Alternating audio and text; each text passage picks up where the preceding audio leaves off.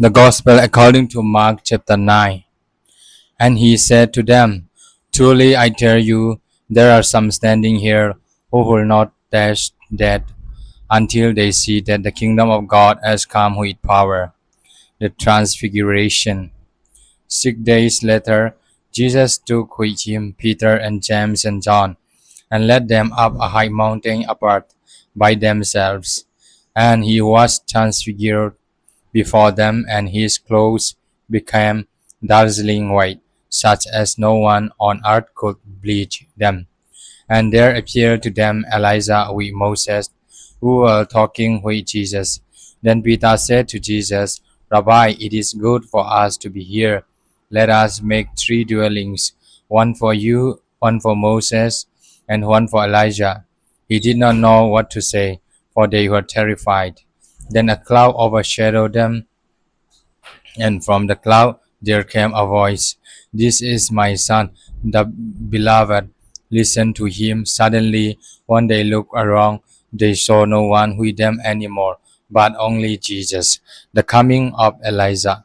As they were coming down the mountain, he ordered them to tell no one about what they had seen until after the Son of Man had risen from the dead.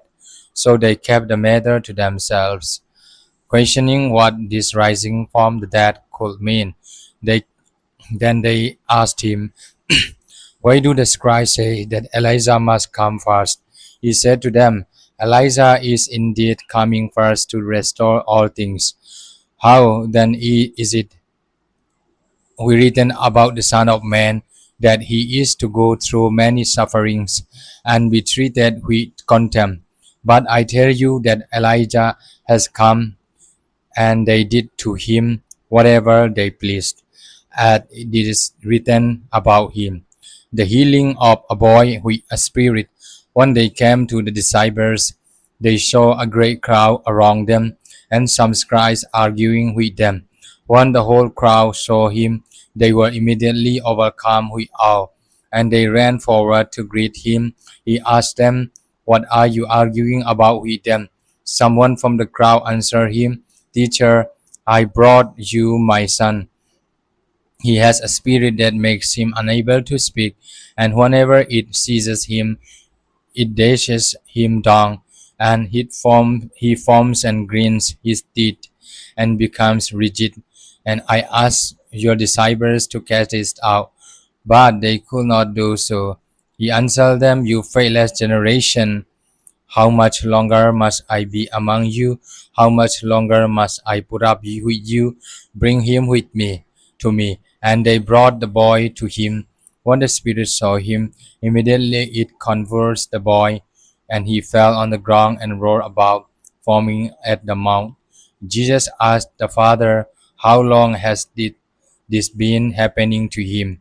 And he said, from childhood.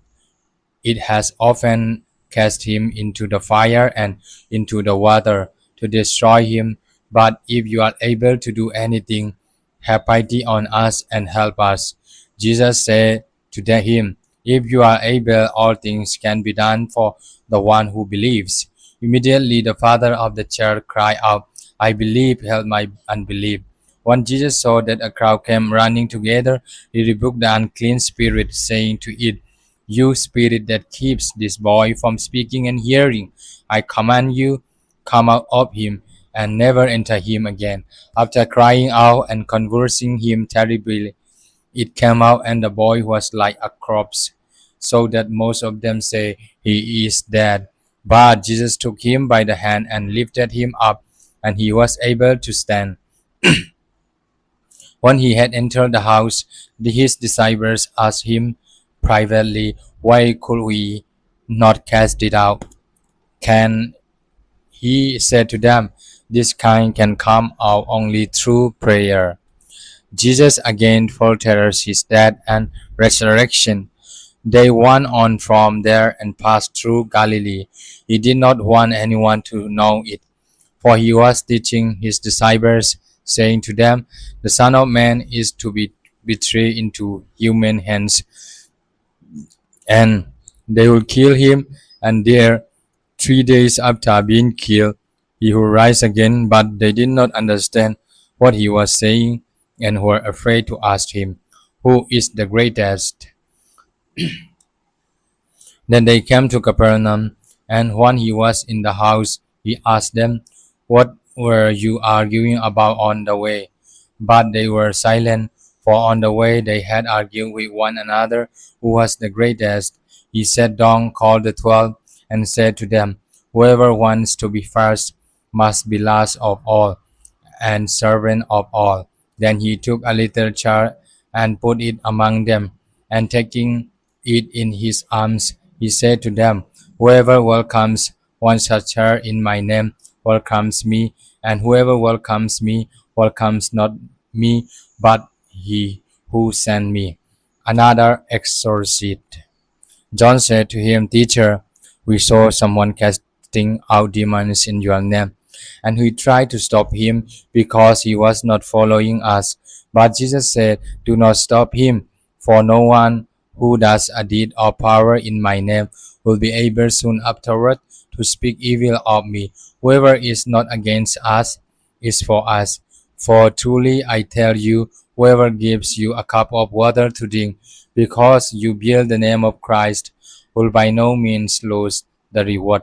Temptations to sin. If any of you put a stumbling block before one of these little ones who believe in me, it would be better for you if a great millstone were hung around your neck and you were thrown into the sea. If your hand causes you to stumble, cut it off. It is better for you to enter life maimed than to have two hands and to go to hell, to the unquenchable fire. And if your foot causes you to stumble, cut it off. It is better for you to enter life lame than to have 2 feet and to be thrown into hell.